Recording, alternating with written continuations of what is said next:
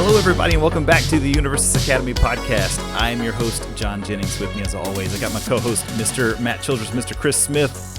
Fellas, how we doing? we back from being back. Merry Christmas! Yes, we got Happy New Year and Happy Holidays. Happy Hanukkah and Merry Christmas, Hanukkah, Kwanzaa, right? and Kwanzaa, Merry Christmas, Kwanzaa. I can't put them all together. Kwanzaa, Kawanaka. Yeah, I think, right? I don't remember. I don't know the commercial. Ramadan Happy maybe holidays, is in this everybody. time frame too. I don't know.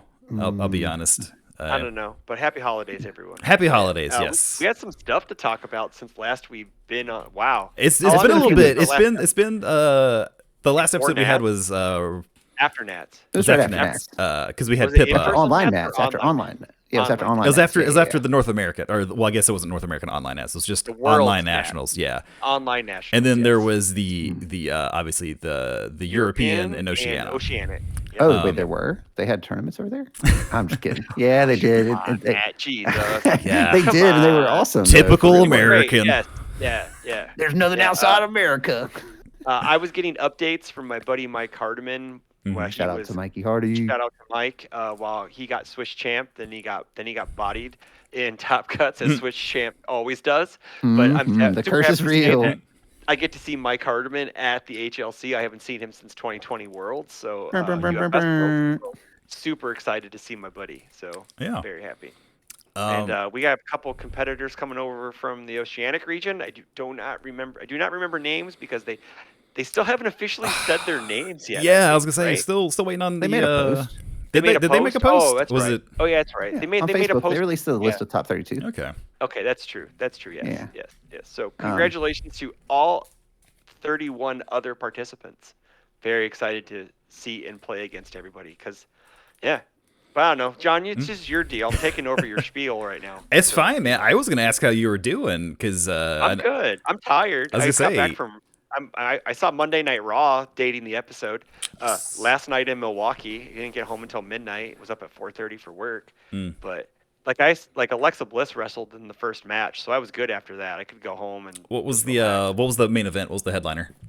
The headliner was Rollins versus Bobby Lashley for the #1 contender spot for the United States Championship. Okay. It's good. It was a good match until the end where it was kind of botched. So, but not everyone can have a 5-star match every night. So That's true. But I still had fun. That's the main thing. Now, are you more of a WWE or AEW? I just like Or certain just characters. all of I it? don't care what promotion it is. I just like characters. Okay. So it's like when I read comic books or watch manga, or watch anime.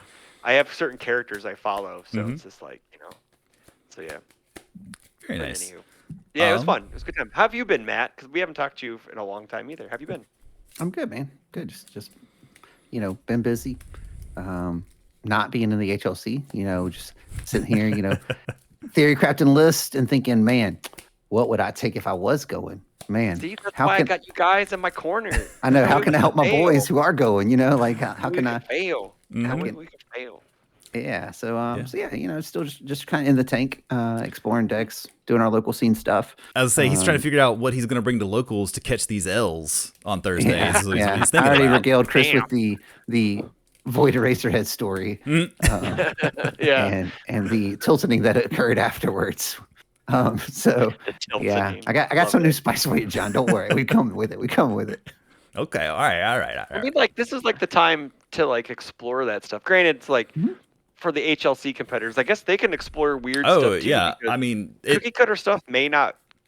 I don't want to jump ahead into our. I know we have an outline to follow, but it's don't give away our secrets, Chris. I mean, isn't that kind of the secret spice? Is right now in this time period where there really isn't a lot going on nationally, other than Right. we're waiting for the HLC to happen. I think as Pippa said it, it's the off season. Yeah, The it off is, season, for sure. correct. Yeah. So it's for right us now, for us peasants, for us baddies like Mere me. I'm mortals. exploring Coda because he's awesome and fun to play. That deck is I don't know if that deck's a winner, but man, that deck is a blast to play. With Crone Frog being banned, it's a little different, but I mean, That's fine. Hey, that's a great segue. John, what happened over the past couple of weeks? So we're good at segues here. we are good at segues. there was a little bit of news last week, I think, right? Last Wednesday. It doesn't I matter. think that was Wednesday or something. In the past. At some point in the past. Dating the episode yet again. At some point in the past, we got a little bit of an update on the errata and banned list. And if you're not certain what they are, you can always go to universityacademy.org and go and check the official list with all the erratas and the bans. But what are they, John? Chris, description. Chris, you go this way to point to Matt. Oh, okay. There we go. But I'm saying in the description box. In the description, it should be in the description box, yes. Okay. Yes. This is going to be the preview pictures, just us pointing in different directions. Dance party. But yes, 2 cards were Trying to do added. the Dragon Ball Z fusion dance through the webcams. Just, no, they're slightly off. Well, it'd be like this for me. Chris would be like this. We can't. And then Matt would we be like, can't. we'll figure something out. We'll figure something out. All right. At any rate, added to the ban list, 2 cards. 1 attack, Crow and Frog Takedown, obviously as just mentioned. 1 foundation, Stronger in Darkness, a 0 diff spam for Tokiyami. And then Kirishima 2 was errated to have his twice per turn enhanced to once per turn.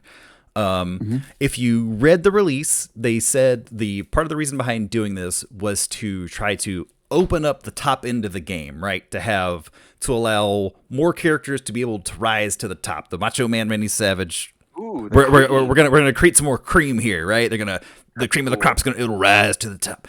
Was that on Was that like on a Facebook post or whatever? Because I didn't. It's on their official website. It's on their official website. If you go to I know no one. I was gonna say, I know no one ever actually goes to the. It was the posted MHA. on Facebook and a link to the official. Yeah. site. Okay. Well, because I knew the cards were changed and banned, but I didn't read the reasoning behind it. So I'll pick that up and I'll read it. Yeah. 'Cause I like to read. I like to know the reasoning behind things because I'm just gonna say most people are just like, "What? They ban these cards? What are the reasons?" And they don't actually go and do the work. Yeah, to it's go like look. the So second or third sentence in the it's a good press good release. thing to have that. Yeah, you know, and like I and the reason. agree that is a good reason to do these things, right? It's that, especially in this game where it's not like Magic where you just have like 5 colors or whatever and you're playing a certain color deck or something like that. It is a character-driven game. Theoretically, you want as many characters as possible to be viable, to win, and be the best, right? And so the reasoning was, we felt like, exactly, Mr. All Might 3, they felt like these 2 characters in Tokiyami 1 and Kirishima 2, and these cards in particular, really gate-kept a significant amount of other characters from being able to do that. And I guess to some extent, Asui, we should also mention, obviously Asui's touched a little bit because of the Crow and Frog takedown. She was part of that as well, but not to the extent recently that, Tokiyami has been. I mean, all the Nats were, Tokiyami and Kirishima were heavily represented. Like Kirishima Yes. in the first online one and in the US Nats, represented like a third and then I think a fifth, if not more, of the top cuts. Oh, he was a full half of the first top cuts of North America. Yeah. He was 16 out of 32. And then a third or something like that. Yeah, and North then it was American 11 Nats, out of he was 32.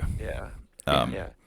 He also had 50. I think he had 50 representation just overall at North American Nats. I believe he was 50 players out of the 300 and something. So Yeah. So obviously there was something very good about that character.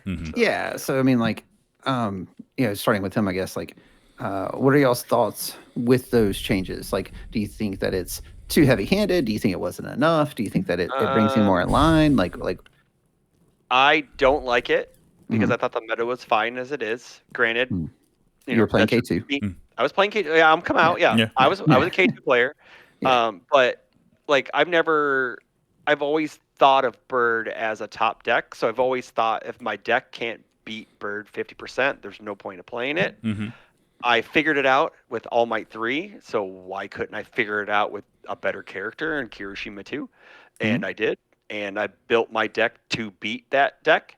It showed in top 32. I beat Robbie playing the second seed as Bird. I beat him.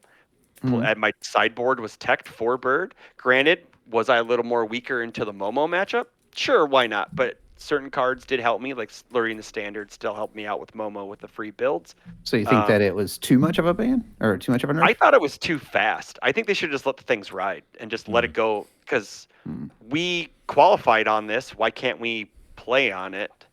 But devil's advocate, I understand why they did it. So that's why I'm not pitchforking and all that. I'm Yeah. just Sure. I What's I'm done just is done, you know, yeah. like what's done's done, man, and we can't really do much. I'm just like, I guess in the long run, it's just like, hey, get good. so. Yeah, Well, that's what I'm getting at is like, have you been testing him out with it being once per turn? Do you feel like Yeah. he's not strong enough now? Do you feel like No, he's still pretty good? He's still strong. I just think that he has now more. His turn 2 weakness is now more glaring than it was beforehand. Okay. Because he was weakest on turn 2, either way. Sure, he was still cycling 2 cards, readying 2 cards, but he's still weak on turn 2 to like the blow up. I got bodied by 2 Midoriya decks that were on fire, Midoriya 2 decks that were on fire. I ran. He means running hot, not actually the fire metaphorically, symbol. not the symbol. Yeah. He's running hot. Yeah, He doesn't not have on some fire. super He was running secret hot. tech Midoriya that has the fire symbol, or does he? Ooh. Maybe I do. That new game or board game promo version. Yeah, I'm waiting for my I copy. was to say if you can find it. Like I raced a Toga deck, like the gamer Toga deck. I played one at Nats, and it was very comfortable for me because I was able to keep my blocks up. My face was like a block, but it was a race now. So it was like I went first, I won. He went first, I won. Blah blah blah. He won. It was a little more even, I should say. Sure. Instead of being dominant. Right. As a 6-hander that cycles and readies 1 card, he's a little more fair to fight now than he was as a cycle 2 ready 2 character. And the bird thing, I think he's just gonna find a different 0 diff to run, and he's still gonna have his damage from his face. And I think that the bird thing was a why. The Crone Frog was gonna get banned eventually, I think, because anything that ignores progressive difficulty without a cost is a problem. So yeah. So John, what do you think about the K2 ban specifically, or Errata? Sorry. So I like it. I have played. I only played into K2 for a long time, and then as some of the people were testing and stuff for Nats, I played K2, and I was like, oh my god, you guys, K2. Did you know K2 was so good? Right. Oh my god, he's so good. What I like about it is that it makes Kirishima 2 more strategic, right? Because before it was like, I'll just blow my first once per turn or my first of the 2 enhances on my first attack. Who cares, right? I'll just slam 5 diff attacks repeatedly. I kind of don't care as much. Now, granted, you probably weren't going to win a whole lot of games with that mindset, but you could if you wanted to with Kirishima 2. Making it only once per turn, like I said, I think it adds a little bit more strategy to it. It's not as just guaranteed I'm gonna do it every time, right? Like I think that is the good part of it. Now you can also say that, and then you could also make the case that, well, then Asui should be gated behind X number of times per turn or something, right? Like, exactly. I I guess think that's a matter of time too. Yeah, and I think that is more of, well, there's like a definitive cost, right? You have to be able to flip a foundation. Kirishima 2 did not have to have that. He could just blow up any foundation, and it was fine, and you could trigger his ability. I think I'm mostly fine with the Kirishima 2 thing. I know people said, well, what if it was only a ready foundation? I think blowing up a ready foundation, I think really kind of defeated what they wanted to do with what the characters felt like he wanted to do. It felt like he wanted to be able to keep going in and keep attacking, right? He was digging deeper, burning himself to keep attacking. If you blow up a committed foundation that doesn't, or if you blow up a ready foundation that doesn't really do anything, right? Yeah. I heard maybe you destroy a face-up foundation. I don't know. Again, that kind of limit Gates' ability behind having to have a face-up foundation, but maybe that would have been good. I don't know. But yeah, those are my thoughts. I think it's probably fine.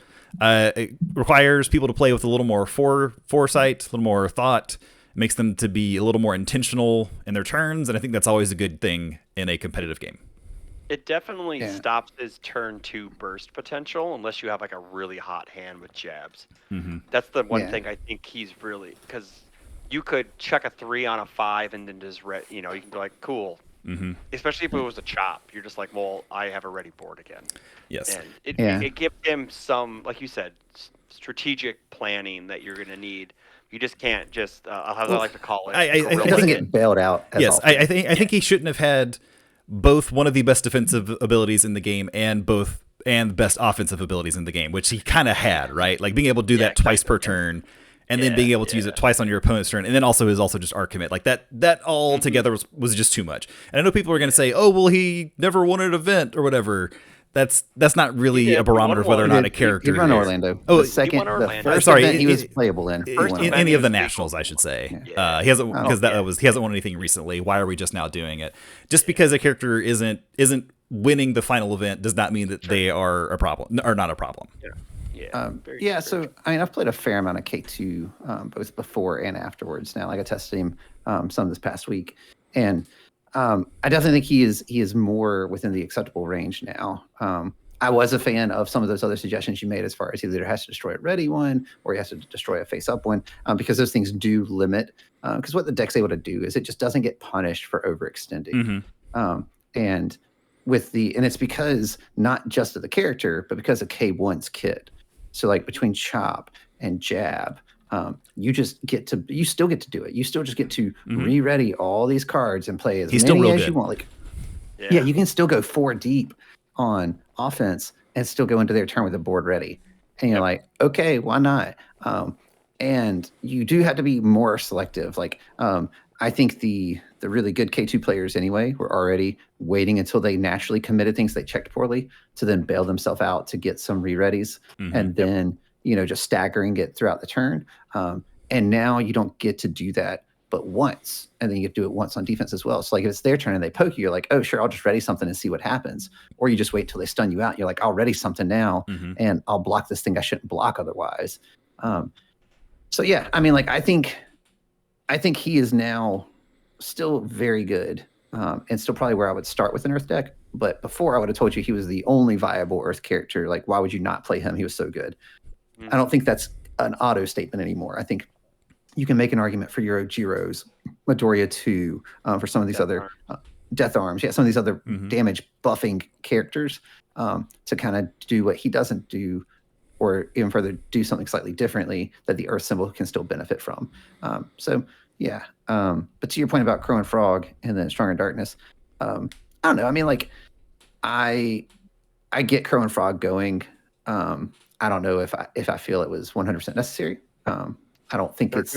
I got a conspiracy theory real quick. You want to hear it? Sure. They banned it so they can reprint it to put Coda on it.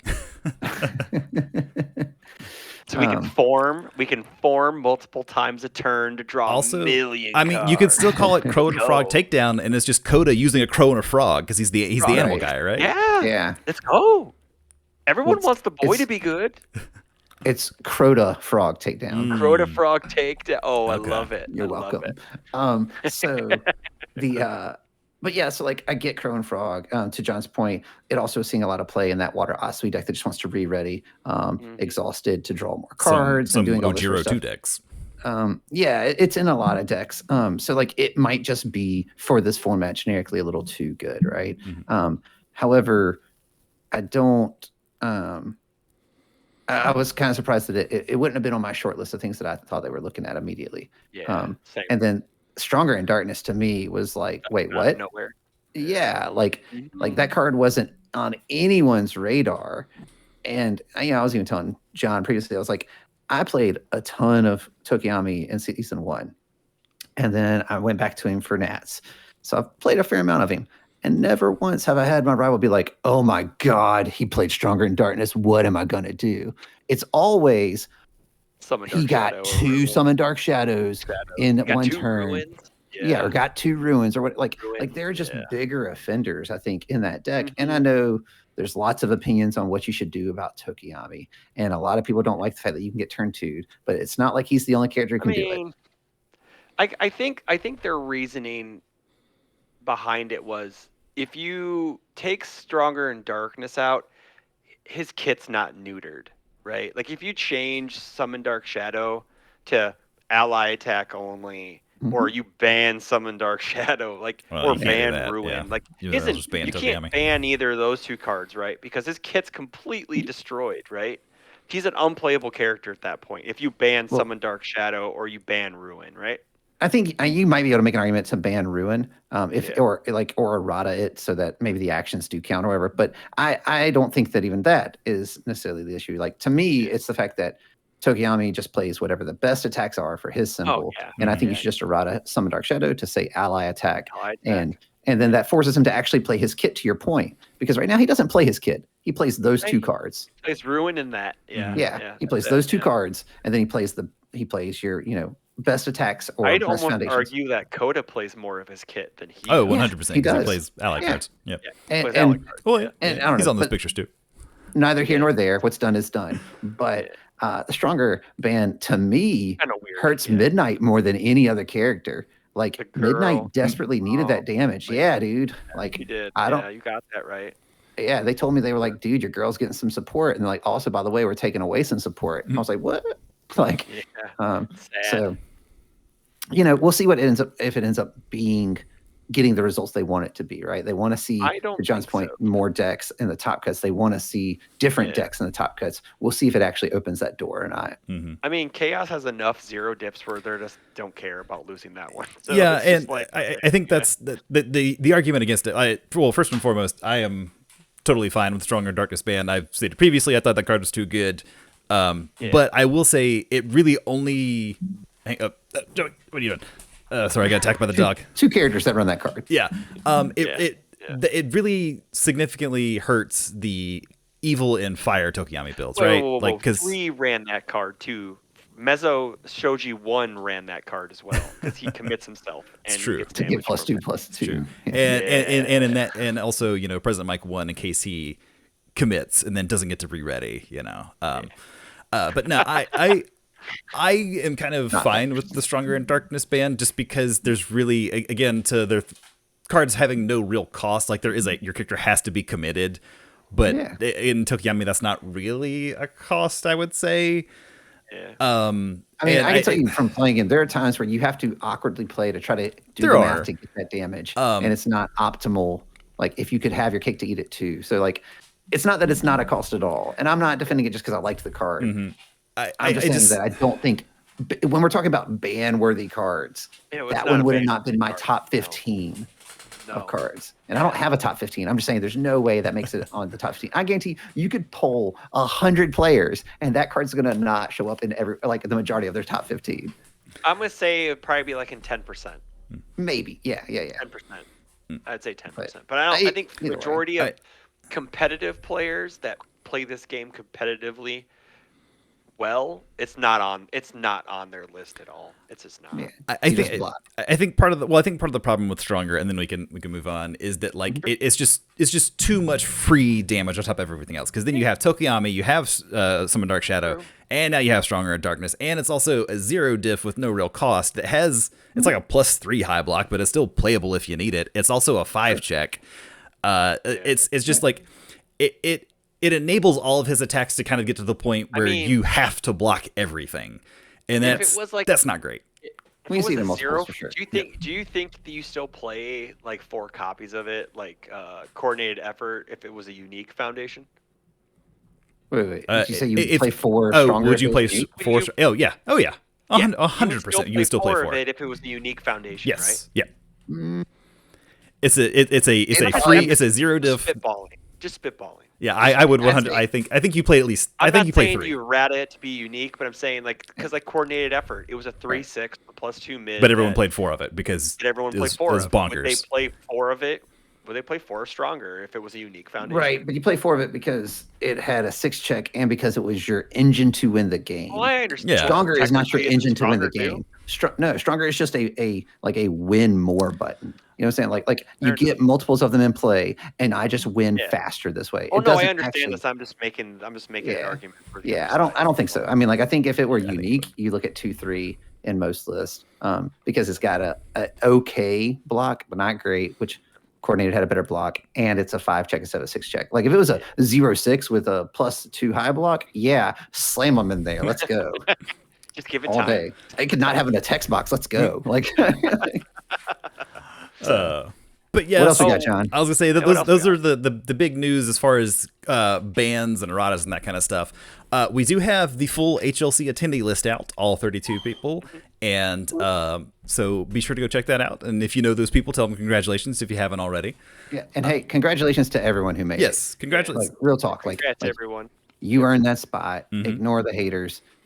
If you got haters, tell them to go away. But yeah, I mean, like, you guys go do it big. I'm looking forward to watching. You know, from the cheap seats here, probably in this very room. And you know, we'll be rooting for you, and I look forward to seeing some awesome games. So deliver. Yes. You know what I'm saying? You know, one thing I'm gonna plan on doing is I'm gonna try to take like a not like a video journal, but I'm gonna try to take a journal or just day by day, just describe. So I come back and I'll write something up for the website because I kind of want to do Sweet. that. Yeah, that'd be I want to do a awesome, man. non-video presentation, so I'll take some pictures and do some stuff like that because I think that's one thing that's lacking is awesome written content, and I love Yeah. doing written content, but I don't usually have like the what's the word for it? The juice to do Drive. it. So, The like, now- drive.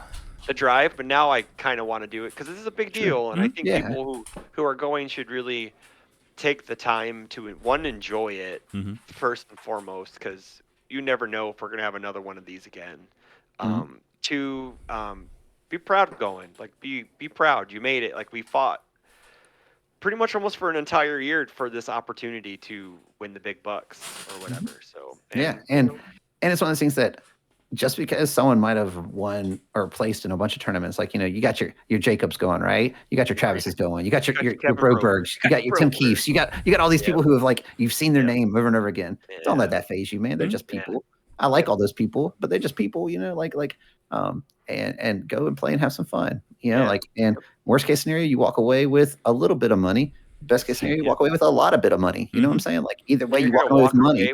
you're gonna one thing is though you're gonna make tons of friends along the way if you don't know Exactly. half the people. Yeah. So I'm looking forward to getting to see some of these non-American players, you know, like, because Yeah. I didn't get to stay up and watch any of the streams or any of the coverage, or I've read the names and I saw the rosters and try to communicate with some of the Jesco staff to try to, like, get some information for the website, universityacademy.org, where we have all of the metadata breaking down symbol spread, hand size spread, character spread in the top 8 for all of these national events. So if you're trying to get a read on the meta and you go into the HLC, you're welcome. But if you're not going to the HLC and you're like me, you can just read it for fun. That is all very true. I will dispute one thing you said, Matt, and that is watching it from your seat there. In fact, if you really wanted to, you could go to the HLC and you could watch it there. And more importantly, there's things for you to do. Oh, I love this segue. What a segue. We are the champs of segues, man. Well, Jasco also announced that if you want to, they're going to have a League of Villains, the Set 4 League of Villains pre-release event, basically, at the HLC that the attendees will be able to play in. So, yeah, let's go. you can go. You can hang out with them. And I think they said there's going to be maybe some other side events or something going on. Yeah, they haven't officially announced anything because I'm assuming that they're trying to get staff set up first before confirming events. So, Yeah. They've been kind of quiet on all of it, but we do know Jelly has come out, head of OP has said there will be side events at Nats on day 1 and 2. So for those people who are coming out for it. Yeah. So there will be things for you to do. You can also just hang out and watch the event. That's perfectly acceptable there too. Yeah. I'm gonna be real with you, dog. I ain't got money like that. Well, that's an expensive hang out and watch event. I would kind of like to think because they had Dragon Ball Super Nationals a couple weeks ago. They had like 700 players or some crap like that. But what they did is they had a giant projection TV post. That's where the stream was played in the player waiting lounge or like somewhere else that you could watch the kind of like how we had at Nats where they had. The stream up on a big projecting thing.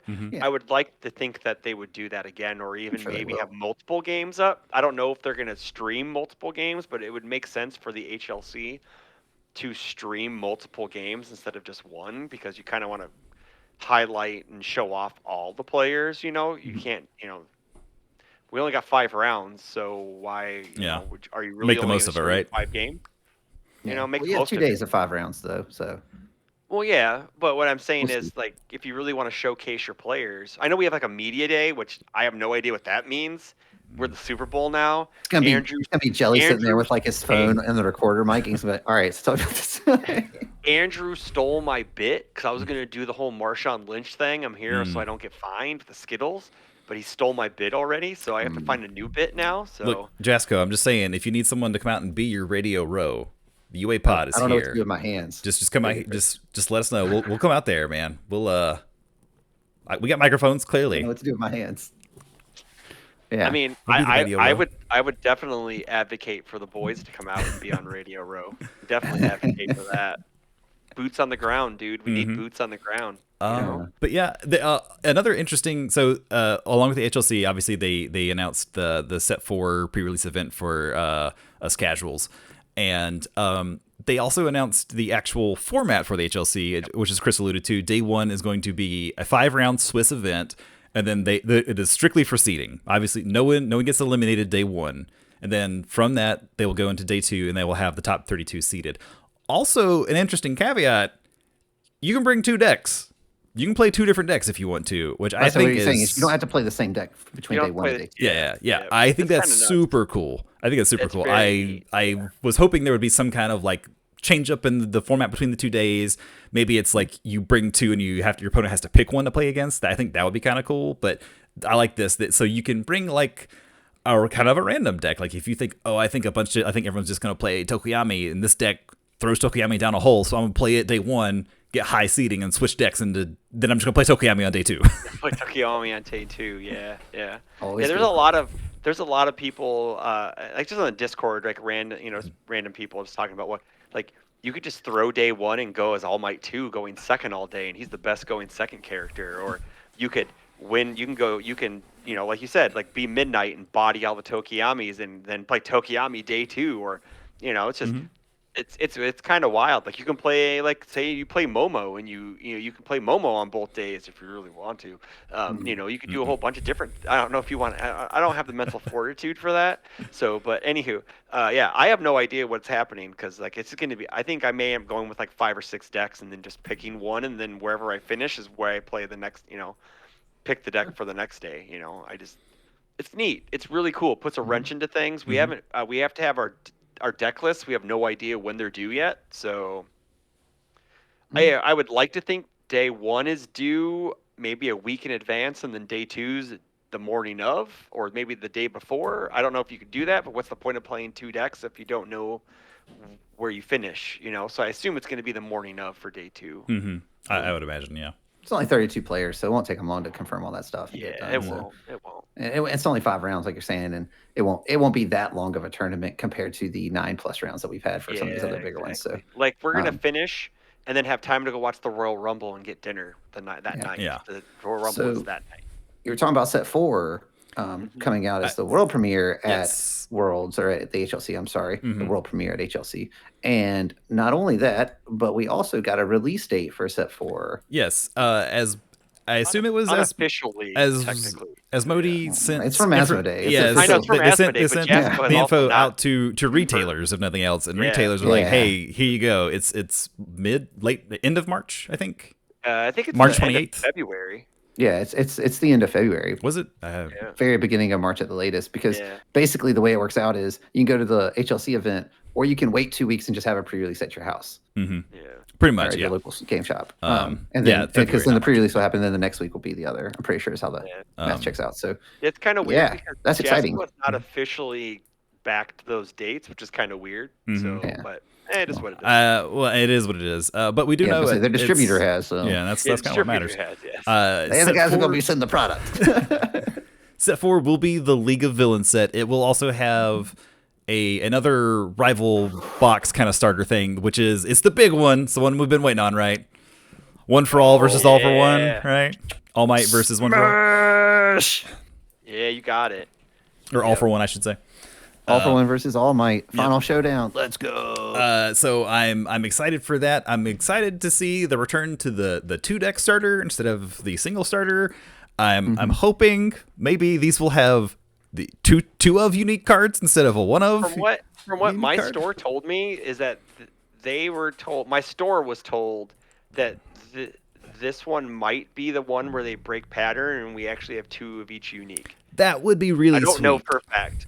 I don't know for a fact because he heard it from his Asmodee guy. Or Okay, someone, and so that's who knows at that point. That'd be sweet. Yeah, Yeah. It would be cool because it means I have to buy half of what I really need to buy. I only have to buy half now. Yeah, Yeah, you need to buy 2 instead of buying 4. Two, yeah, which would be 2 to cool. buy. And I mean, But I buy at least a sealed copy of everything, so I'm still buying 3. So. yeah. Oh man. I'm okay I'm super excited about set 4 release. Same. Be interested to see when preview season comes Should out. be starting sometime soon if we're gonna have it at the HLC. You think? I imagine it'll start probably beginning of January-ish, like after January, the holidays when they get back in the office, and then you'll see. Start cranking those out. I imagine we'll get to the HLC. There'll be cards we haven't seen, and then the HLC will happen, and then we'll get those final cards and all that stuff Makes that sense. weekend or something. Um, And then it's just wait 2 weeks and then get product at a pre-release, and then get your pre-orders in and stuff. Should drive some sales. Should be good. I am kind of interested to see when the official next OP season will start, because it's going to feel kind of weird for set 3 because it feels like it didn't really have an OP season, right? It had one in that it was all the nationals, but that's kind of weird. It feels weird. So it should be in February because that's when OP for this year started, and they're doing a 12-month calendar. So that's why end of January is the HLC, and I would assume the next week starts the new season. Doesn't mean there'll be a provisional or something, because I'm also willing to wager, because we'll get, allegedly we're supposed to get like an entire year's worth of like events, like and even further, it's probably going to be mostly just regionals like RLEs, and then your Nats and things like that. And then now that they're doing store provisionals, you're probably not going to see a lot of like just poster provisionals, where it's like, come to this provisional in this area. They're going to be store level kind of stuff. So I imagine those may start, February, mid into February, before or right after the set releases. I don't know. But it also means that you may only have like one online provisional a season. So we may only have like one online provisional, which is fine. Because, it gives the people who don't have a local community a thing to play in, but then as people who have those store provisionals, they get to travel store to store or whatever, if you want to go to a bunch of them in driving distance. And I wouldn't be surprised if we saw like a similar lineup of events where it's like you get a regional like every month, or you get maybe 2 a month or something like that, and it's going to be some of those similar like poster events like Gen Con or Origins and these other things. And then I'm sure there'll be more sprinkled in there as well. Now that they've had a year of doing it, but yeah, I don't know. I mean, like, it's exciting to know a new set's coming out. I agree with John, though, that like it doesn't feel like set 3's gotten a whole lot of attention. But at the same time, set 3's kind of this weird set anyway, where it's not like a traditional set. It's kind of like just DLC for every character that was already in the game that needed some love. So it may not need a whole lot of time, because that might be the thought. Like, it doesn't need a whole lot of events because it didn't bring a bunch of new characters. It brought in 8 DLC characters for the most part. Right. So if you think about it, yeah. But anything else going on, John, that we need to cover? Have any of you guys played with the cats yet? With the DLC 3? I have played with Cat Punch, because at our locals last time I had an idea for a meme deck that was Shinso all mid attacks. So play with Cat Punch. With focused attack? Yeah, I played focused attack. Most importantly, I got to play Final Exam Gut Shot. Every turn 2, every game he played. Oh yeah. All day. Yeah, it was great. A lot of fun. Awesome. Deck was okay, but it was fun. I did what I wanted to do. I got to play back-to-back focused attacks against Matt. I didn't win, but I was like, I was ready for the first one. I was not ready for the second one. And it was like, those were things like, I knew it wasn't gonna kill him, but I was like, I just want to do it. We're all in at this point. Yeah. Oh yeah. It's like, let's see if I can check it. I checked it. Cool. But yeah, I'm excited to check out the cats. See what kind of madness is going on. I'm inclined to. I think I want to build a tiger deck just because I like weird 5-handers, and he seems. You like 5-handers, so he's right up your alley, man. He's like a Mei Lin wannabe. I got a local who's playing Mandalay Staff Strike, and he's infuriating people because everyone's trying to aggro him out, and that deck just destroys 7-hand aggro. So, one guy got mad because he played 3 Staff Strikes on 3 foundations. He just went, because they're on 4s. Yeah. When you play them, so I'm just like, he's like, I just died. I'm like, yeah, that's what happens when you only have 20 health. You just die. Yeah, if you're not ready to play It was defense. kind of funny. I was cracking up. I haven't played against the deck yet, but she's probably my most interesting character I want to play. I think she's the most interesting character out of the Yeah. 4 of them. I think personally. Ragdoll needs a set or two because she's going to be that one. Why need this piece to kill you? I was gonna say, any character that says you get to search up any specific card from your deck, that's pretty good. She's going to be good. She'll be. It just depends on the other cards she gets in the future that works in with her kit. Well, with her abilities, because the whole once per turn +4 speed -4 speed thing, with say having 2 copies of the same card, that's more Maylin than it is the other character. Because didn't Maylin do that? But she did it for damage, right? Maybe that's what I was thinking of. But yeah, that was Maylin. She added damage, didn't she? Yeah, and I think it was on every attack. It wasn't once per turn either. So. Yeah, it was definitely every attack. Yeah. So, Anywho. One other little final bit of news before we move on. Our friends at Final Round in Somerville have announced that they are going to host a 1K event for Standard. So for all you Standard stands out there that they're always saying, "Where's Standard? Why doesn't anybody support Standard?" Here's your opportunity. Final Round's hosting a Standard event on January 14th. It's a Saturday. On the 15th, they will also be hosting an MHA charity event. I think the proceeds are going to go to local animal shelters or rescues or something like that. Oh, cool. That's awesome. But yeah, so there you go, guys. Head on down to Somerville. Hang out with Jacob. He's cool. Their crew's pretty cool. They're all fun guys. Also, one of the things, Satonis is doing another Iron Chef challenge too. Mr. Tim Keefe. Check out his page. He's got another one up there, and it's the same premise. It's 6 cards. You have to build your deck with them, and he will ship you a first edition Heroes Clash. I think he's said they're going to do 1 or 2 more after this one. I don't remember. Yeah, it's an air or death deck. The cards all share air or death. Yeah. So. Well, we are going to take a short little break, and then we're going to come back and we're going to do a year-end review recap kind of stuff. We'll be right back. And we are back, guys. This is where we are shortly coming up on the end of the first year of this card game. And so we're going to have a little year in review. And we're going to talk about some, our favorite parts from this past year. Maybe what we liked, what we didn't like, what we would kind of, what changes maybe we could make to move forward. But first, I want to talk about our favorite moments from events that we attended or things like that, or just that happened, maybe that we were a part of, or maybe we just saw happen from this past year. I know for me personally, my favorite moment was getting to cast the first provisional and comment on that, do some commentary on that. I thought that was just like a really cool, just really fun thing to be a part of, right? Like that was a lot of fun, and it was kind of this, I don't want to say cursed event because it was all K. It was when K1 was unerrated. Oh, yeah. We had a lot of K2 on K2. K1 on K1. K1 on K1. K1 on the brain. Freudian slip there, right? But that was really fun, and just being able to call matches and getting to interact with everyone and getting to meet a lot of people that way. That was, for me personally, that was my favorite moment from this past year. What about you guys? Go ahead. What was your favorite moment? No, you go. I know Chris's favorite moment. What? I mean, like, you go, because I have a couple actually. Okay. He's trying to decide. Yeah. Yeah. I don't know. I mean, like, for me, I don't know if it was one specific moment, but like just getting to travel and get back into like meeting people face to face and getting to see people like I hadn't seen in a couple years because of COVID and things like that. I got to go out to Pasadena and do commentary and like, that was a lot of fun. Very different experience. So that was really cool. But at the same time, like I had a lot of fun, going to Gen Con and like playing on Lucas Oil Field. Like that was a really cool venue to play in. And like, I don't know. I mean, like, I think there were lots of things that were exciting and things that, I love about playing this game and about the community. And I don't know if I could point to just one moment. If I had to pick, I guess like one moment of play, I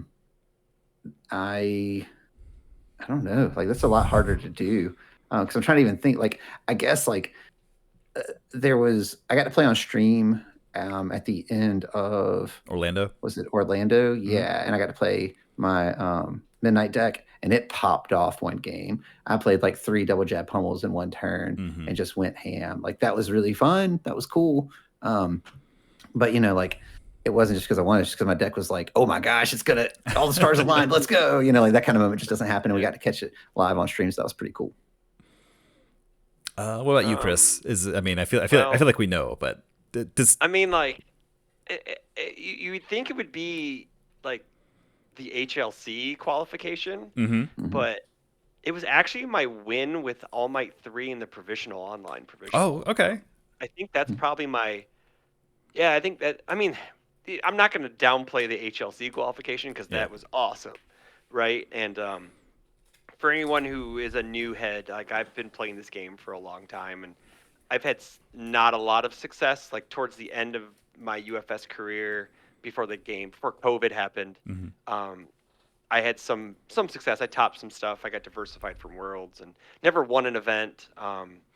Always kind of like was a win and in type player, and for some reason, like I don't know, man, like All Might 3 spoke to me this past season, and I rode that dude's back to a couple top finishes, Gen Con, top 8 ROE, top 16 at provisional, and then the fateful Father's Day weekend where dad power reigned on everybody, and it was just like an anime arc coming to fruition, right? Where it was just like I mean, like it was All Might, and it was just like that was like I got called weak, and I was just like I didn't put my back into it, dude. And then I just that's because won. I had it put my back into it, man. And, and like and Daryl played a fantastic game. If Daryl has another low attack, we're talking about Daryl winning that event.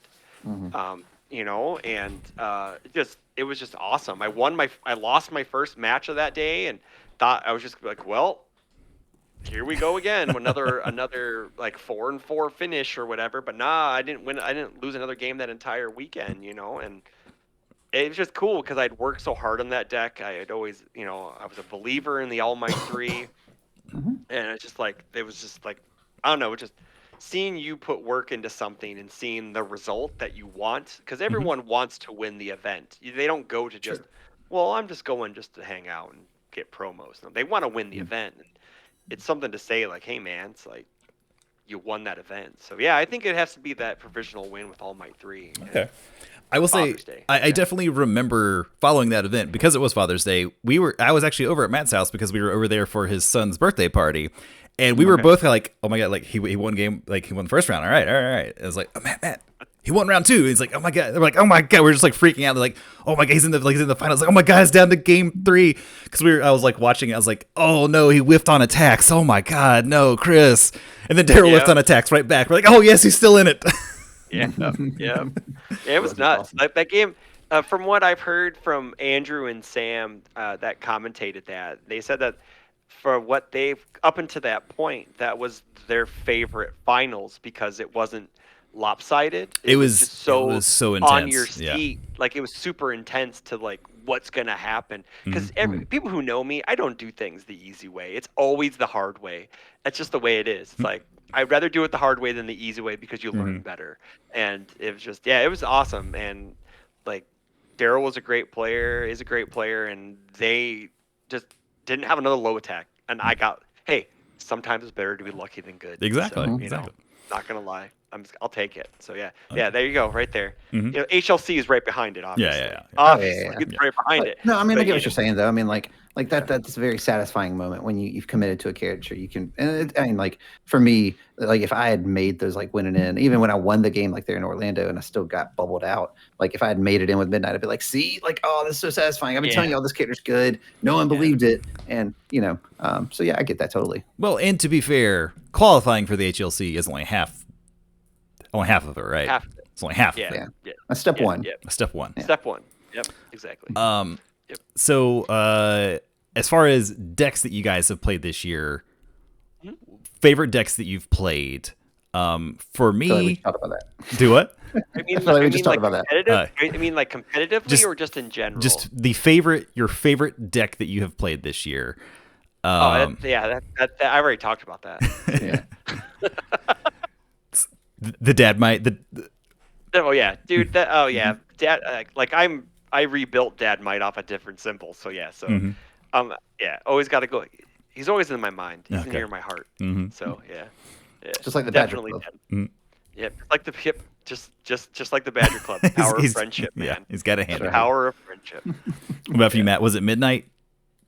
Yeah, Midnight's definitely like my favorite deck that I probably like built and played over the course of the year. I mean, like I really like Bakugo 1 and Midoriya 2 as characters, and like I really enjoy the Midoriya deck when it's working. But like, yeah, Midnight's definitely the deck that I had the most fun playing because it was really consistent, and I never felt like it wasn't in the game. Like regardless what the matchup was, like I had a chance. It may not be a good chance, but there's some matchups where you're like, well, I just don't get to play this game, and that just didn't happen often with her. So yeah, gotcha. For me, ironically enough, like I talked about it and memed a bunch, but it's the Present Mike 2 deck. It's the Present Mike Chaos deck. Like, we all knew. Yeah, it's it was a joke for a long time. Then we actually put the deck together, and I was like, "Fuck, this deck is actually really fun." It's actually it's not as bad as we all thought about. And like, really for me, what took it over the edge for me, because I thought about like some of the other decks. Like I played a lot of Asui. I played a lot of Cementos for a while. A lot of Jiro. But for Present Mike, anytime I sat down across from someone and they're like, "You're playing Present Mike 2?" And I was like, "Yeah, man, watch out."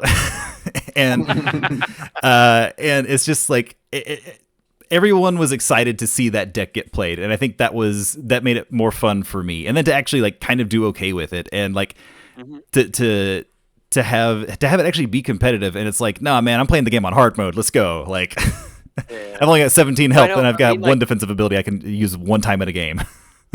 I mean, we did devote like 30 minutes to like our first draft. Yeah. So, it was that was easily kind of like the official mascot of like our show, right?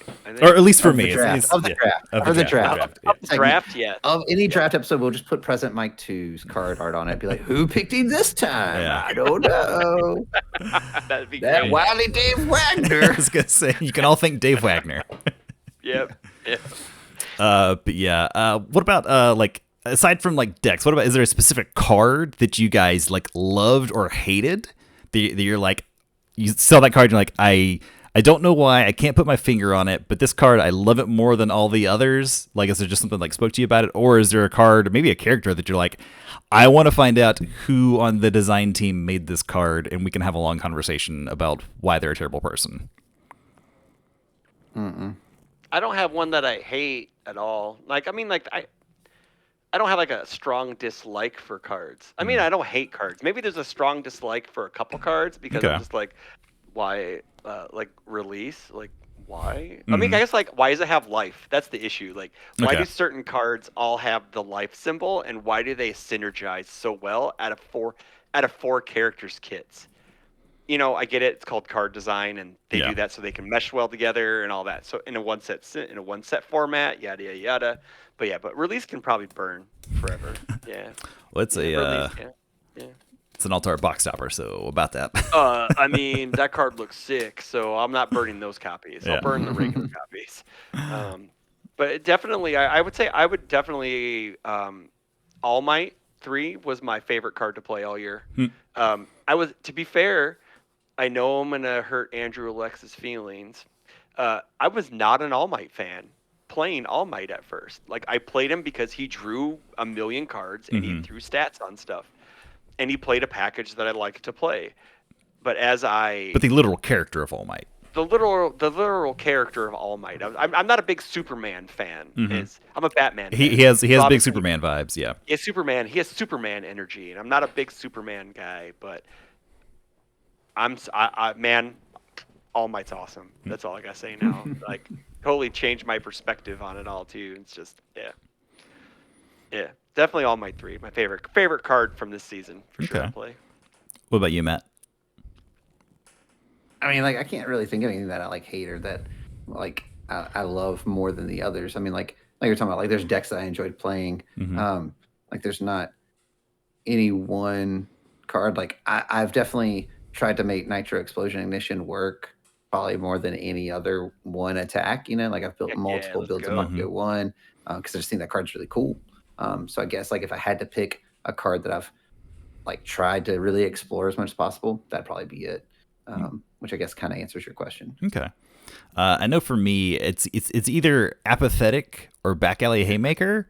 Like I love both of those cards. Like Apathetic, like anytime I think about love it, when my rival has no fun. Yes, very much so. Basically, all I play the game for. Yeah, Can Manetta 2 play both these No, cards? that is hey, that is a bridge too far, sir. I do not play Manetta 2. You take that back. He's a 5-hander, but ostensibly I do not like Manetta 2.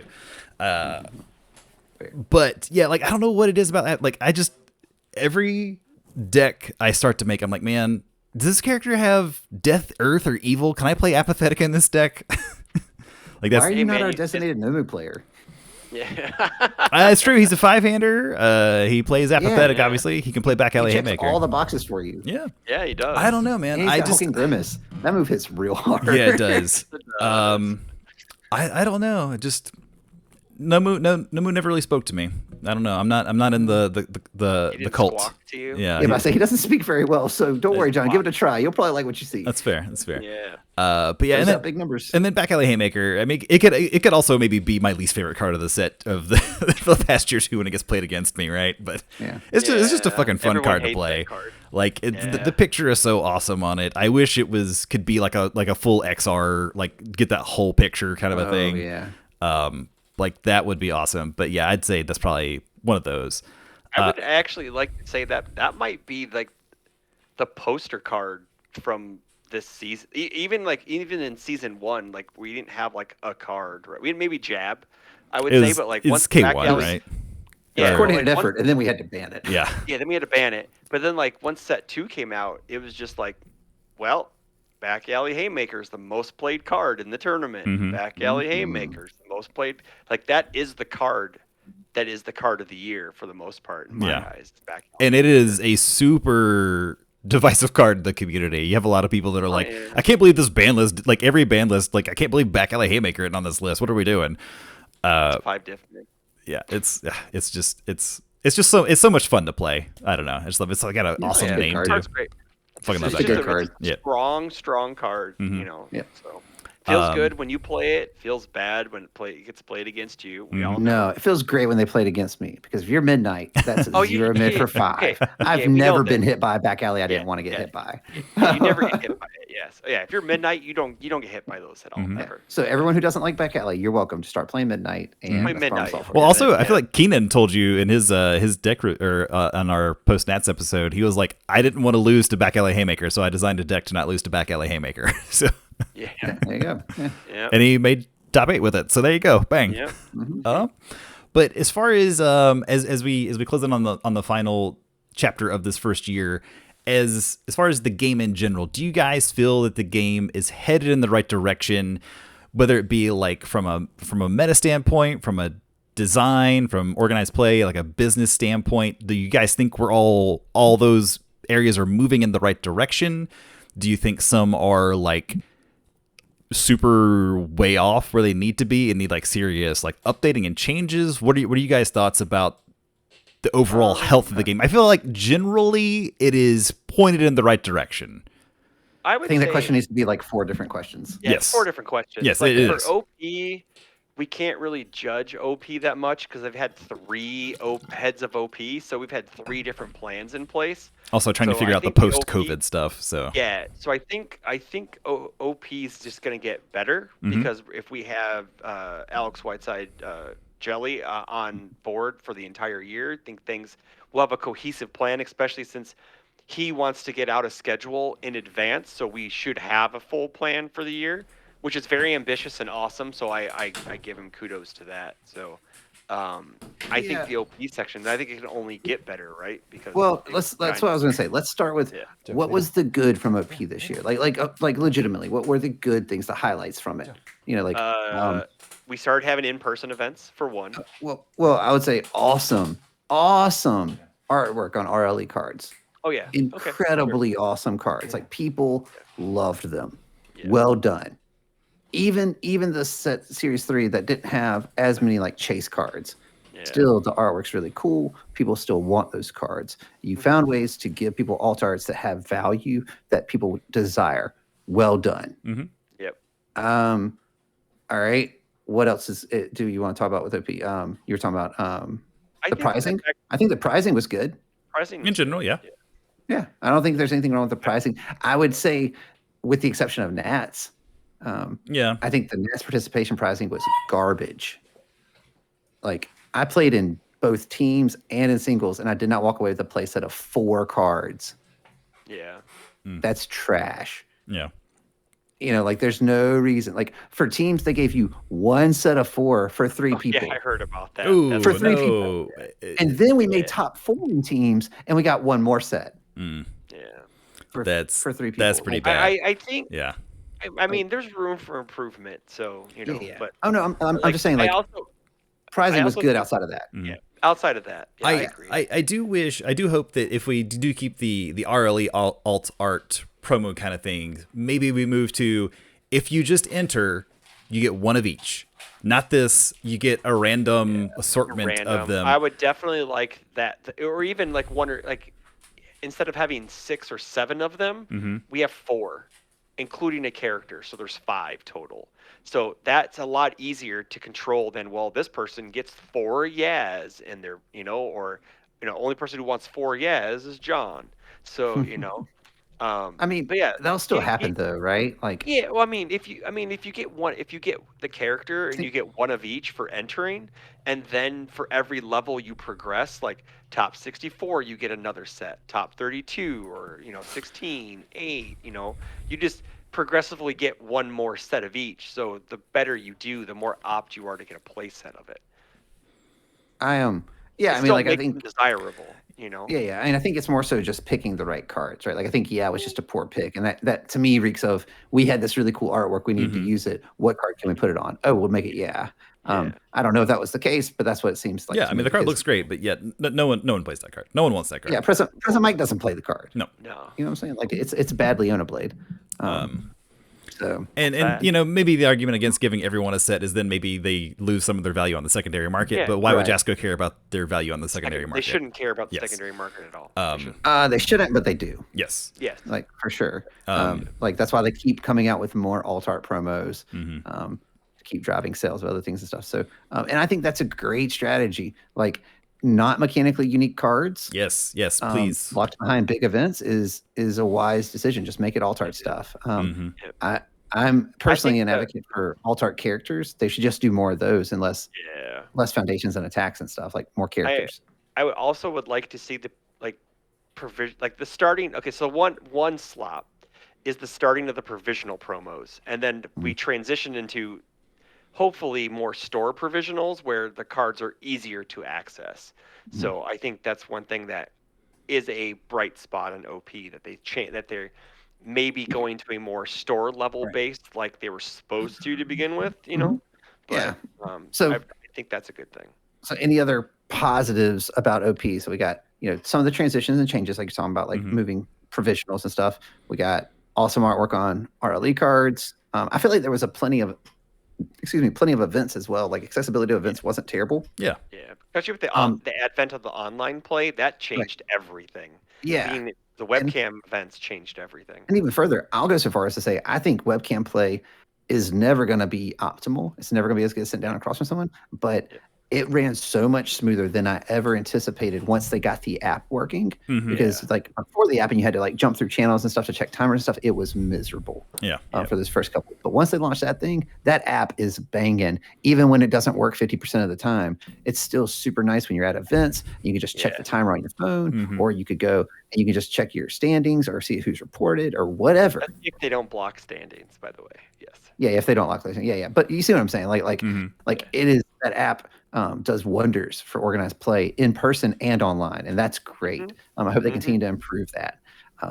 But yeah, so what were the negatives of OP then, specifically? So I know Pippa spoke to this on our episode with her, and I think the points structure for OP events, specifically for not getting anything for winning provisionals.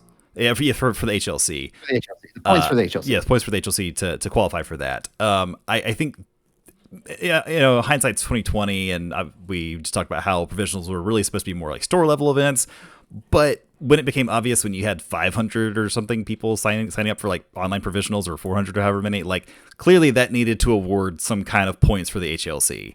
Like that. Yeah, I get that. That I think that needs to be looked at moving forward. Having maybe you get X points for just winning a round or something like that. Just something so that like, oh, well, I consistently was on like the bubble of these RLEs or something like that, and so I got nothing.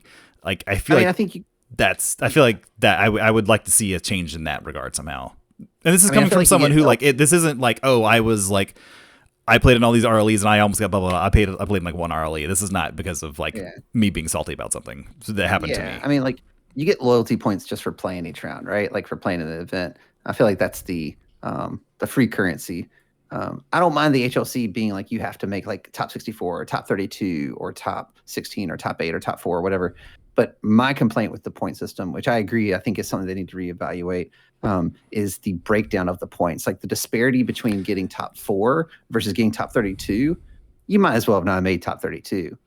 Like there's no scenario where you top 32 at multiple events and have any chance of getting in the top. You can't. You have to at least win something to get it on points. And that's my complaint. Like it should have been more competitive where it's like, hey, if you're consistently making day 2, whatever day 2 was, you should have more to show for it. You should have more to show for it. Yeah. So like I think they need to narrow that gap a little bit, and kind of reevaluate however that spread works. I think past that, I think the point system actually worked pretty well in general. Like the people who are going to the HLC who got in on points were names you saw consistently throughout the year, right? Like there's no one who like sneaked in. You know, some people did really well in one event and then didn't do great in other events, but because of the way they structured it, that was enough, you know? And I would rather see people who were consistently doing well in these events make it in on points, because it's kind of like they did a player of the year system previously, and it was basically like who traveled and you earned points for placing in those and that sort of stuff, and then you got the title of player of the year. To me, that's what this system always kind of seemed like, but with much bigger payout for you, potential payout. So I would like to see that kind of relooked at. Chris, what would you pick as something that could improve on organized play? Getting events out on time. I know that it's Jelly's plan for next year, but there were points where we had no idea. Like Gen Con was announced 3 weeks prior. You know, and like Origins was like a week, I think, or 2. Origins was less than like a month, I believe, and that really, I think, 1, hurt attendance at these events, and 2, sucked because people sometimes don't have time off to take, and they have to schedule time off months in advance or whatever. I'm one of those people, so I'm going to complain about it.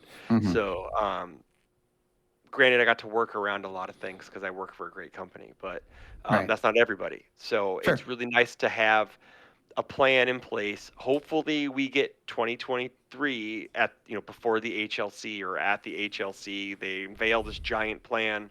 We know maybe not everything, but we know like the benchmark events, the RLEs, Gen Con, Nats, Origins, or HLC next year even. Like we know the big dates, because provisionals are provisionals. There's always going to be store provisionals. Those are going to happen at the store's whim. There'll be 1 or 2 online events a season or more. That's, again, if you want to play in them, you can, because they're online. But like the travel events, we kind of need to know, for the players who want to travel. And you can budget for it and that sort of stuff, because that's a very real cost. So, I think that'd be a good thing as well to improve on. That's probably my biggest gripe was that, which it worked out in the end anyways for the people who wanted to. Like, if you were going to go, you were going to make time to go, and you're going to spend the money to go. So that was, if you wanted to go, you'd go. But the events, the locations that I went to, Gen Con, Orlando, Nats, Gen Con, not Pasadena. Gen Con's really Pasadena. I think we went to all the same ones. I think so. Pasadena, Nats, Orlando. I'm gonna poo-poo on them for not having food trucks. Like, there's no excuse to not have places to eat, within walking distance and within appropriate time. Because Nats, you had like it was. I talked to guys there. We've done that. We've talked to them already about it. You got to have options for your players. You can't hold them hostage at a hotel restaurant where it's almost $20 for. It's also not fair to the hotel restaurant. it was a fantastic hamburger, cold, and I had it warm the next night, which was amazing. But definitely, I think food, that's a no-brainer. You have to have some sort of food for your players. Mm-hmm. If you're, especially in this day and age where, COVID, the things, if you want your players to be healthy, and that's part of being healthy is eating and staying hydrated, So, John, you asked about from a business standpoint. Yes. How do you guys feel like the game's moving forward from a business standpoint? Are you talking like distribution of cards, or like? I mean, is it? It's kind of all of that, right? So there are things that I think have been good. There are things that I think could be better. I think obviously getting cards out in a timely manner and being more open up front about when cards are going to come out, because along with being able to budget for travel events, I would also like to be able to budget for buying the cards themselves. I would like more of a heads up on that. And like we said previously, earlier in the episode, the stores themselves have put out, the dates, like, hey, these are the dates for League of Villains, for set 4, which actually it's kind of odd, but also Jesco has not officially referred to it as League of Villains in any of their verbiage, which is a little odd, but whatever. But there's still nothing from them to be like, oh, hey, in conjunction with all of our retailers putting out the information, here's our big press release, or here's our thing, like, hey, get hyped, it's League of Villains coming out then. These are like the things you can buy with it. It's got the rival boxes. We've got these new playmats coming out with it. There's been nothing on that front from them, and that's like you're supposed to be the ones telling us this in the first place, right? Like, you're supposed to be the ones getting us hyped about it. I feel like that's just Asmodee being a dick, though. Yeah, I mean, that is that's just them being like, well, we're going to secure our stuff first, and because I'm sure that Jesco has the intention of, hey, here's our big announcement thing. I mean, they're literally doing an event at their biggest tournament to debut this set, right, to show it off. So I'm sure in the coming weeks we're going to see something like that. But So I would like to see maybe more coordination if they're going to continue to move forward with their partnership with Asmodee. Maybe try to work. I don't obviously I don't work on the business side of things. I don't know how it fucking works, but it's easy for me to sit here and say that. It's easy for you to do that. I don't necessarily like, from a business standpoint, of the constant nickel and diming. It seems like some stuff is going to happen. I get this is a business. They are here to make money. Obviously, capitalism, blah, blah, blah, blah, blah. I'm not going to rant or go anything about that. But, I'll be honest, I still haven't bought 4 Eraserhead starters and 4 Endeavor starters. I haven't either. The fact that you need to buy 4 of those each. And more importantly, they're like 22 MRSP, right? So you're looking at what, like almost $200 on just starter decks? Like that's kind of unacceptable. Mm-hmm. Sure. I mean, I would rather them not have any foil cards and lose the ultra rare to buy it for $12. Yeah. I don't need a random ultra rare in there. I don't care. Mm-hmm. I mean, well, ultra rares don't have any value. I was saying, especially a set 3 ultra rare. No. I mean, that was initially done to add value to starter decks. Yeah, it was in a time when ultra rares were like $20 to $40 a piece. And it's like, I'll buy one of these as scratch off. Yeah. Yeah, and it's not anymore. So right. And also, just leave. I don't need foils. Everything doesn't need to be foil. Like the DLC cards, I like the idea, but just make them as store promos. I don't need to spend $20 on 8 cards or whatever. Right. Man, it's like I bought 2 copies of the DLC. It was like $65. Yeah, dude, it's expensive, and I'm just like, I don't need foil copies. I mean, just like, you can give me characters that are foil. That's cool, or just pass them out as OP promos for in-store stuff. It's just like, I don't know. Like, I'm with you, John. It's just like, there is. Granted, I know TCGs, CCGs are pay to win. Mm-hmm. I get it, but there is a limit. It is. It's you buy the cards to have the best cards. Well, and there's also going to be like another specialty mini kind of set thing too, right? Like, there's not a direct link from buying all the cards and winning. Yes, I get it. Right. It's not a direct correlation between spending more and winning more. Which is kind of what pay to win normally is. Yeah, but it is a pay to get all the cards system, which gives you access to wins possibly. Yeah. So, you have more decks at your disposal. Yeah. Yes, exactly. Better decks, arguably. Yeah. I mean, like, from a business standpoint, I I think they're making money, so I guess that's fine. Yeah, I mean, like I think Chrome Rares were like a smash hit for them, right? Like But they not for the released these. secondary market. Well, but they released these like chase cards that artificially drove up excitement, like because the reality is they're all cards that we already have. Yeah. But man, it's 1 through 100, and collectors ate that up, and we saw boxes of Heroes Clash selling like first edition like it's nobody's business. To your point, to the point where the secondary market, the secret rares from that set are like sub $10. Last I checked, I think one of them was sub $5. A secret rare, something you get one of per case, and people are just giving them away. So like I like that from a competitive player standpoint. It feels bad from a competitive player standpoint who bought a case, like, hey, I spent all this money on this case and I didn't get a Chrome Rare, and all of my ultra rares are worth actual nothing. And then they announced the unlimited buy a box promos after all this happened, which pissed people off because they were alternate arts of highly. I was gonna say I would have rather almost bought unlimited boxes because to get those. Because I mean, destined for mainstream success and release, keeping that value. For set 4, we have these collector boxes now that are going to have unique promos in them that are random. Mechanically unique promos as well. Mechanically unique promos. Yeah, don't love that. You know what I'm going to do? I'm buying. Well, granted, if I don't get anything from the HLC because we don't know, 3 boxes, and then I'm buying those collector boxes because they come with like 8 to 10 packs in them. Yeah. I'd rather do that and get the mechanically unique promos, the sleeves, and the dice than buy a case that's not going to be worth anything. Right. I do think that you're in this weird space where like some of the boxes are quickly losing appeal. And that's weird because like the set 1 and even set 2, even though I wasn't right with set 2, but like set 1 when I bought those, like I felt like I got value out of them every time. And I think XRs set 1 has still held its value. I think XRs are the key there because XRs on average would go from like $7 to $10 minimum. So you get 5 of them. Hey, there's half your box cost, right? If not all of it, depending on how much you pay for your box and that sort of stuff. So anyway, then you pull something even more chase, and it was like, oh man, this has even more value. Set 2 was a little bit less, and then set 3 is just not even close. Like XRs, we were talking about earlier, how before the pod that XRs you can get them for like sub $1 and get like sets for like $4, and it's like okay. So I kind of I don't know if Chrome Rares.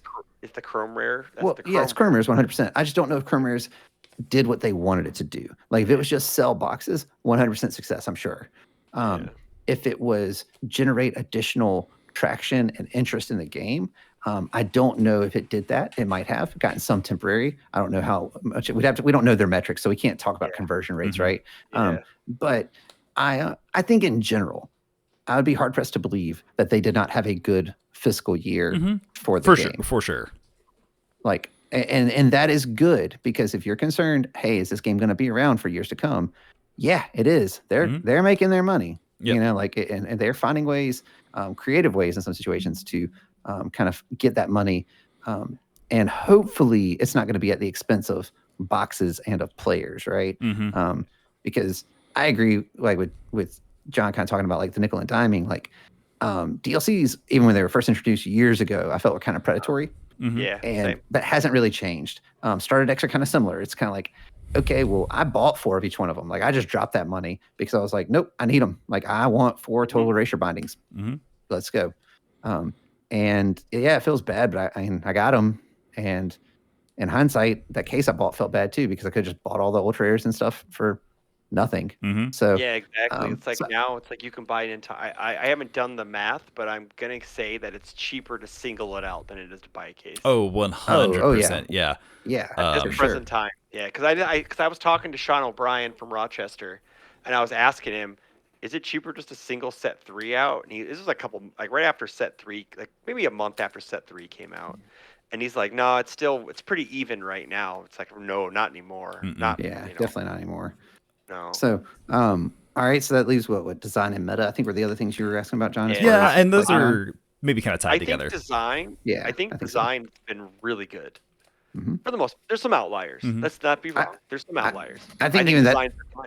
Yeah. I think design's great. Yes. I think the characters feel very thematically appropriate. And even further, to your point about outliers, like power level wise, like that's more meta stuff than anything. Like in design, there is no way they have enough people to possibly predict what the tens of thousands of people playing this game around their kitchen table and in their local hobby stores are going to simulate and come up with. It's just not possible. They probably do a good job. They probably, have a team that sits here and grinds games and they just theory craft and they try to build whatever they can.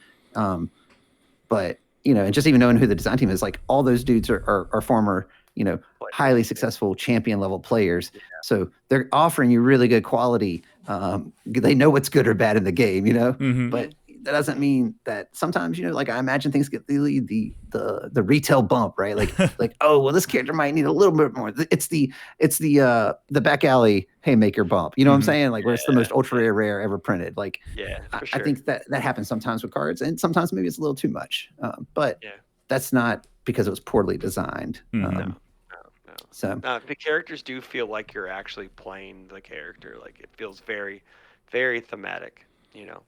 Even though sometimes they get response speed, and damage for no apparent reason. I have no idea why that character gets that, but she's cool at scouting. She's cool at scouting things. Though. That's fine. That perfectly is on theme. But the speed and damage, I have no idea cool. Where that she's came cool. She's good at scouting out them cheeks.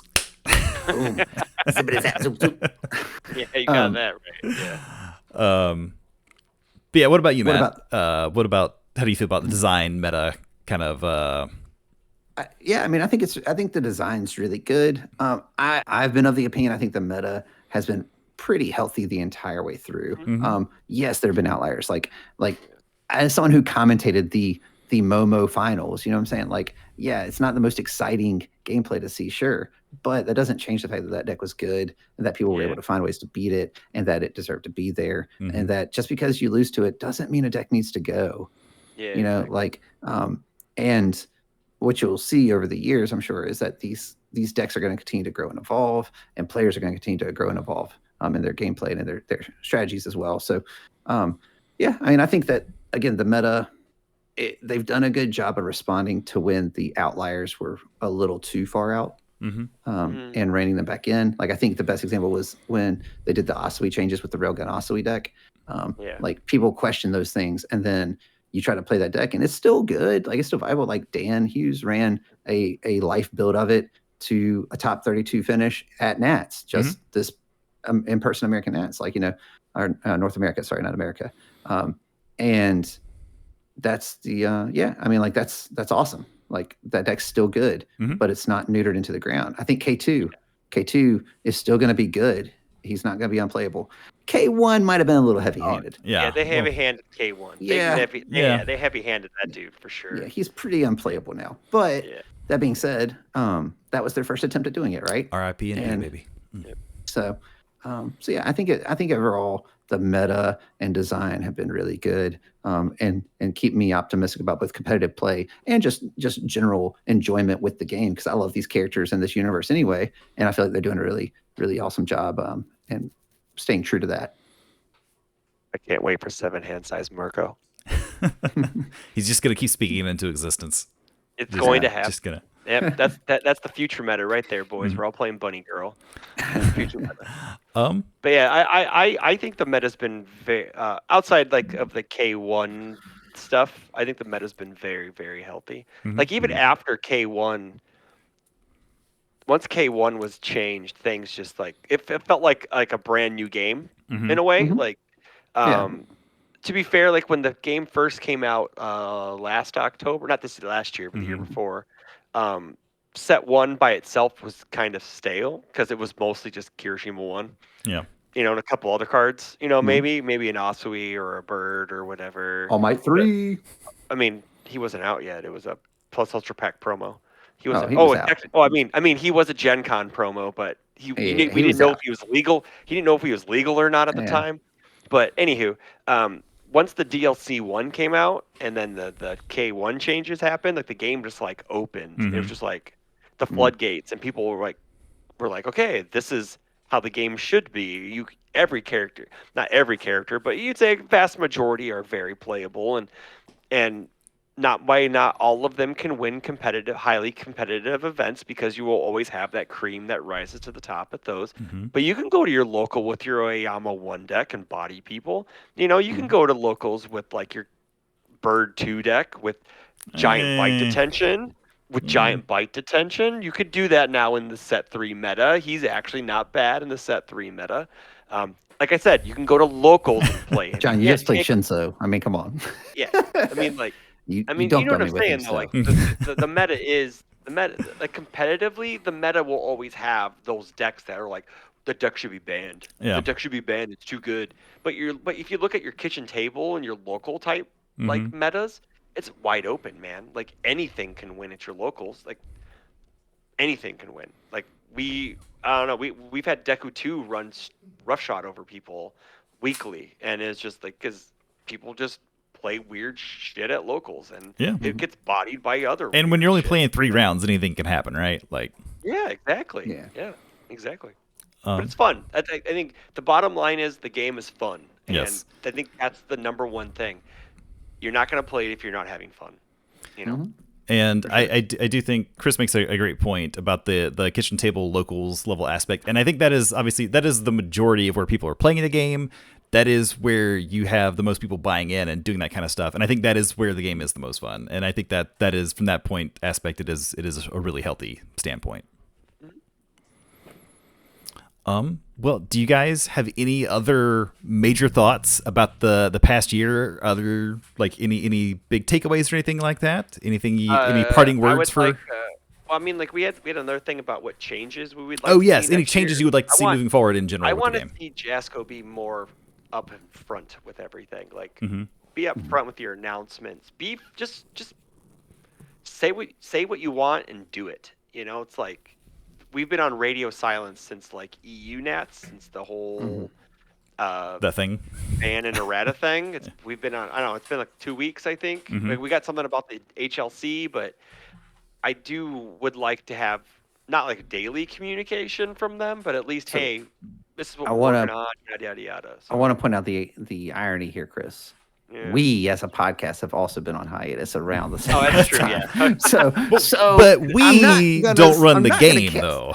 We don't run the company. That's true, but I just feel like I am obligated to point it out. But I agree with you. I think that communication is definitely something like when we talk about things to improve. Yeah, like it's just... And like they used to do the Jawfest years ago, and they stopped that once they kind of changed hands. And I think having something like that, where it's like, hey, this is where you go to get this information. I don't think you should have to scour through a Discord. Because like, for example, I don't go into the main Discord very often. I go there when you guys direct me there. And that's just because I don't have time to do that. But I do check Facebook. Oh, where's Tim Keefe? Somewhere Tim Keefe's ears are perking up because the website sucks. Yeah, well, that's because their website, not ours. Yeah, because we made a website and it just does all those things but better. You made the website. I'm just taking credit. That's fair. So yeah, but like, point being, I think that communication is definitely something that I think they need to continue to look into. And it's not that they don't communicate. Like, there's never been a time where I've reached out to a Jasco employee or anything with any kind of inquiry and not gotten a response, and even further, not gotten a professional response. Like, they are quality professional individuals, and they're offering a quality professional level product as well. So, like, that's not the criticism at all. But I do think that even if you ask Jasco employees or the company in general, I think that they would agree that they want some sort of consistent method of getting this information out. And it doesn't have to be something daily, but like if it's something weekly, just as a generic check-in, or even further, like go way back, like even like Sabretooth and FFG era, where it's like, hey, once a month, here's our watch list, here's our game update. You got a forum post. Yeah, state of the game type of thing. Yeah. Just something. So that way you have more readily available to the general audience. Like, you shouldn't have to be someone who already knows everyone, that to get any answers, to get any information at all, because that's not fair to those other consumers. So that would be my thing that I imagine we'll see a change, and hopefully a change for the good and for the better going into next year. Nice. I like those. Those are you, good John? answers. I think I agree with the communication. I think that's the biggest thing that needs to be more consistent. Just having something out there, like you guys said, if it's maybe it's not the Joffice every week, but maybe it is just like a monthly, maybe it's a bi-weekly, like, hey, this is what's coming up, this is what we have, this is what we're thinking about, just something to keep in touch with the community, because it is kind of like piecemealed. Like you have maybe random people commenting on Facebook post, and then it's like, oh well, this ex-Jasco employee said this on this Facebook post, and someone was like, well, this other person said this in Discord, so which is it? And it's like, well, if you just have like an official, like, this is what it is, here it is, it's from our website, we linked to this thing from Facebook or from Discord or from wherever, but this is where you actually need to get the information for events, for bands and erratas, all that kind of stuff. And I know they do have John, their website. John, stop lying to the people. If they want information about bands, they want information about when the actual event schedules are, they need to go to universalacademy.org, because we have an actual calendar with all the events on it and the links to the official organized play pages for each one. And we have all the band and errata information there. So don't worry about that official website. You want to go to universalacademy.org and check it out. It's still work in progress. There's some stuff that we're still working on, but I'm just saying it's got more than the official website does. Exactly. Yeah. And like to that point, like technically ours is a fan site. The fan site probably shouldn't have more information than the official company's website. Yeah. Just putting that out there. A fan site made using Google Sites. All right, let's just go ahead with it. I am not a programmer. I'm very bad at those sort of things. But that website's functional. Exactly. Let's have an archive for articles or something, Jasco. Come on. It's dynamic and adjusts to the screen size. I'm just saying. That would be my thing to change moving forward. Is, like I said, just like we've all kind of said, the communication, just being more open and taking the lead on things when they need to, and coming out and just talking to us more. Just talk to us, guys. We're lonely. We want you to talk to us. Yeah. And you know, with that being said, Jasco, if any Jasco employee wants to come onto the pod, you are all more than welcome. We would love to have you sit down and talk to you. Just tossing that out there, you know. We've done it in the past. We'll do it again, baby. Yeah, exactly. Like every time you guys ever come on, it's been great. And anytime I communicate with you guys, it's been awesome. Like, I don't want people to sit here and think that this is a company you can't approach and that they're just horrible at communication. They're the easiest card company ever to approach. How can you have people who used to play the game on design. You have fans of the show as owners, and it's just they walk amongst the people at events, and they want to see how everybody is having fun, enjoying their products. So of course, you know, they're super easy to walk up to, because they were at Gen Con. I just randomly walk up to them and just start chatting. It was great. Oh yeah. I mean, when we went to Orlando, Ryan introduced me to Paul. I didn't know who he was. And then I was like, oh, hey, Paul, what's up, man? And like Paul's awesome. He was super casual. Dude. Like, that's to your point about like how naturally they fit into this world and how much they love it. They 100% are. They're great. And they're not going anywhere. You know what I'm saying? Like this is for real. And you know, I think that as a community, we keep pouring our love and support into it. And they're going to keep doing the same. And we're going to keep getting this awesome card game for years to come, hopefully. And yeah, hopefully we'll be doing another one of these episodes in about 365 days, right? Yeah, exactly. Is it a leap year next year? Man, I don't know. I would say no, because it's plus or minus I think leap years run even years, I think, so it'll be an odd year. Fair enough. But I believe that is going to do it for our year in review. We are going to do a supplemental episode for our character draft, just because we did have the cats come out, so we'll do a little bit of redrafting for a little bit and have a change things up a little bit there. I don't even know who's in the lead right now. Oh, it's still Keenan.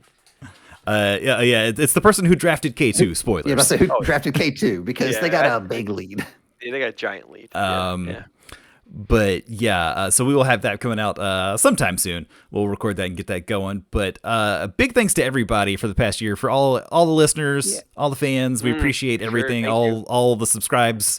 All badgering your friends to tell them to subscribe to us too. We appreciate it, even if they don't really listen. We hope they do, but we appreciate the subs. Spotify, Apple Podcasts, do all that. Just everywhere. YouTube, everywhere. all that, and to John's point, like 100%, Yeah. like the love that you guys have shown us, whether that's coming up and talking in events, just playing casual games, asking for input on stuff, whatever it may be. Again, we have the greatest community, and our specific segment of the community for Universes Academy is no exception to that. And I know that I feel confident saying, I speak on behalf of all of us and saying that we genuinely appreciate it. We love you. And we look forward to doing more and making more content for you guys, and hopefully you continue to enjoy that. Definitely. Yep. Well, Second that. Yep. As we said earlier, happy holidays, Merry Kwanzaa, Chris. I don't know. I can't think of the word. It's like, because them all. I was born on Christmas, so you can say Merry Christmas. That's Happy fine. birthday for Chris. Merry Yes, Christmas. thanks. Appreciate it. Yeah, Merry Christmas. Merry Chrissmith. Yeah, there you go. Yeah. Yes. We're gonna end on that note because it's amazing. We can't top that. Gross. Bye, guys. Have a good night, everyone. We'll talk to you next week or week after or whenever. Bye. Bye.